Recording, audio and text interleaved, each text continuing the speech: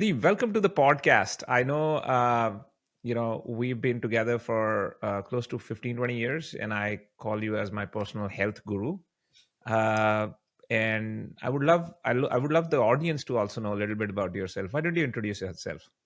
Well, good morning, Preetpal, and thank you for inviting. And you're always kind to me, right? So it's been years and years since we struck our friendship playing squash, and I tell you that that friendship brings me a joy every day. And seeing you so successful in what you do, and figuring it out that health and fitness is not a dead last destination, it's a journey.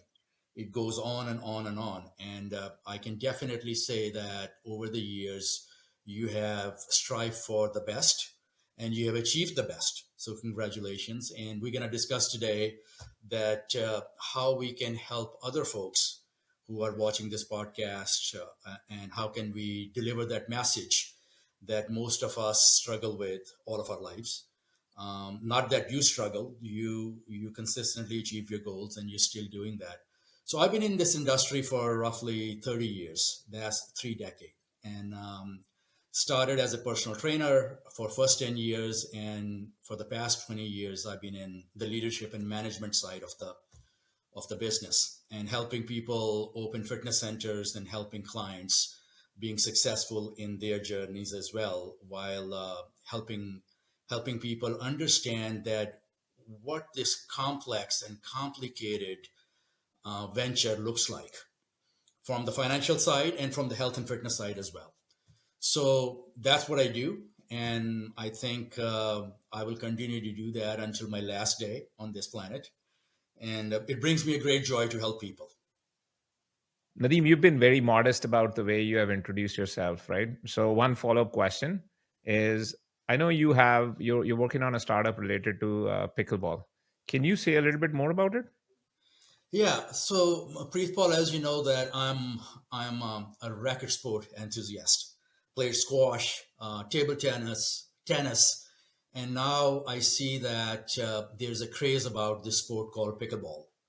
And it's not something new. The sport has been there since 1960s, but I think during the COVID, it just took off, and people fell in love with the opportunity to create communities, and that's what it does, right? Just like any other racket sport, it creates a community. It creates that bond that people desired during the COVID because of the isolation and staying at home. So when they got this news that there's this new sport they can follow and play outdoors, they jumped on that. And it's the fastest growing sport in the United States. So me and a couple of my partners, we decided that we're going to invest a good amount of time and finances to start a pickleball paddle company. It creates paddle. It's called Küche Sports, Kuche, which stands for kitchen in German.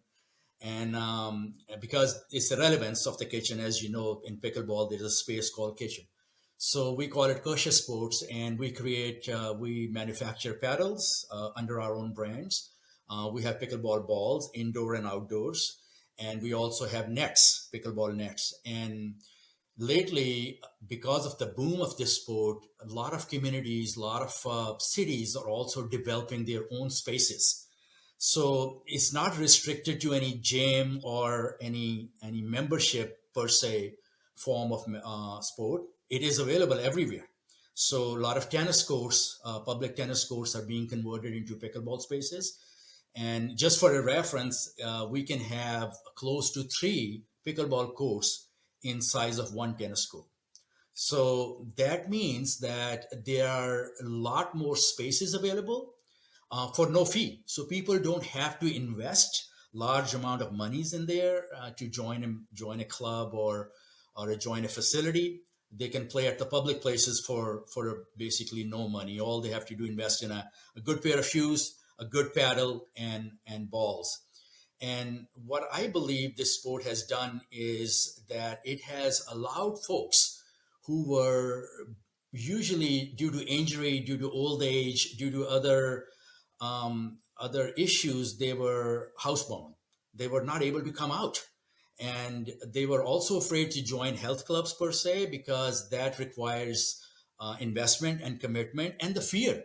There's a fear that I'd never been in this environment, and how do I go and present myself? You may be a little overweight, you may have not taken care of yourself in past few years, and there's always a stigma involved with joining a health club, where this sports encourage and invite everyone with open arms.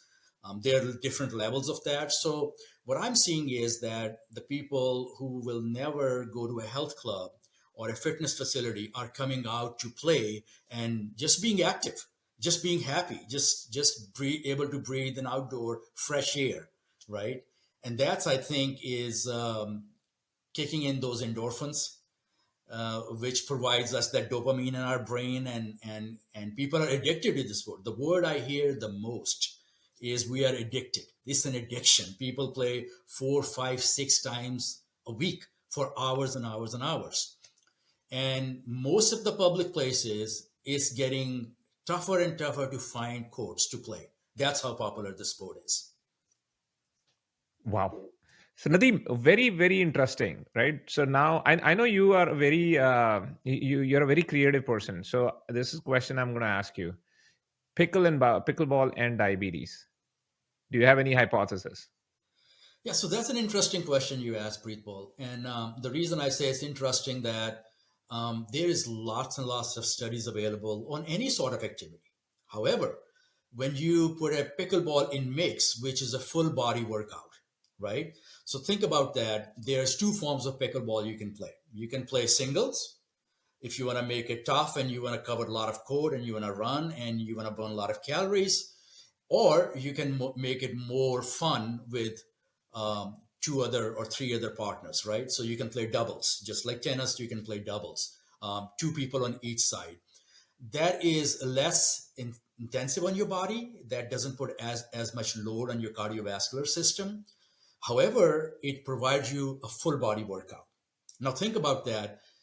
In diabetes, one of the reason why people struggle is that inconsistent glycogen or glucose levels, right? Spikes up and down, up and down. That's what's happening in their lives, and that's why they become insulin resistant. So, what exercise does, especially full body exercise where you're moving from your head to toe, it reduces those spikes. It stabilizes the glucose levels in your body, right? And that's what you're looking for. That how do I create that? You can have a stabilized glucose level just taking a brisk walk. But imagine that now you are moving your arms, you are lengthening your limbs, you are stretching for that ball, and that's allowing your core muscles to get involved. Where in a brisk walk, your core muscle, your abdominal muscle may not be involved. So pickleball does more than activity. It involves your core muscles, it involves your shoulder, your bicep muscles, and it helps your joint to move. And that's what we're looking for. And again, like I said, that depending on how strenuous of exercise you're looking for, you want to play singles, it's going to provide you a lot more cardiovascular conditioning type of workout because you're covering almost 20 feet, right? Or if you want to play doubles, which is still going to give you the some kind of cardiovascular, but it's going to help you exercise from head to toe. So I'm about 175 pounds. I'm 5'7". When I play 1 hour of pickleball, I roughly burns close to 700 calories for singles, and that's a lot. And I play 3 to 4 times, so that keeps me in check with my step count. Number one, right? People are committed to their steps, 14,000 steps or 10,000 steps a day they have to do. So I'm wearing my Apple Watch. It tells me my step counts, that how many miles or how many feet I have covered. And secondly, it also records my heart rate. So I want to make sure I'm within those fat burning heart rates, which we'll discuss in a minute, that why it's important to stay within those zones to maximize your cardiovascular benefit. Yeah. And then coupled to that, you said previously, a lot of health is not about an activity. Health is about community. Health is about engagement. Health is about wanting to show up over there the next day, the next day, and the next day. And racket sports have that tendency. I don't know why, the camaraderie you develop with friends or whatever. So the after effect or the engagement effect of this thing lasts longer. So very, very fascinating. Not only it's helping you on your glucose and insulin resistance, but also it's a engagement, especially at a higher age where you're not bringing your limbs and others to actually get something out of your body. So fantastic. Thank you.